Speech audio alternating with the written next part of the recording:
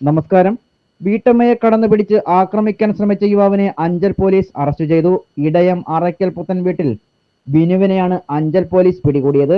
കഴിഞ്ഞ ദിവസമാണ് സംഭവം നടന്നത്. മദ്യപിച്ചെത്തിയ ബിനു വീട്ടമ്മയായ യുവതിയെ കടന്നാക്രമിക്കുകയും വസ്ത്രം വലിച്ചു കീറുകയും ചെയ്തു. യുവതിയുടെ പരാതിയിൽ കേസെടുത്ത പോലീസ് ഇടയത്ത് നിന്നും പ്രതിയെ പിടികൂടുകയായിരുന്നു. ലഹരിക്കടിമയായ പ്രതി പ്രദേശത്തെ സ്ഥിരം പ്രശ്നക്കാരനാണ്. സ്ത്രീകളെയും കുട്ടികളെയും ആക്രമിക്കുകയും പ്രദേശത്ത് അക്രമമുണ്ടാക്കുകയും ചെയ്തതിന്റെ പേരിൽ അഞ്ചൽ പോലീസ് സ്റ്റേഷനിൽ നിരവധി കേസുകളിൽ പ്രതിയാണ് ബിനു. അറസ്റ്റ് രേഖപ്പെടുത്തിയ ബിനുവിനെ കോടതിയിൽ ഹാജരാക്കി കോടതി റിമാൻഡ് ചെയ്തു.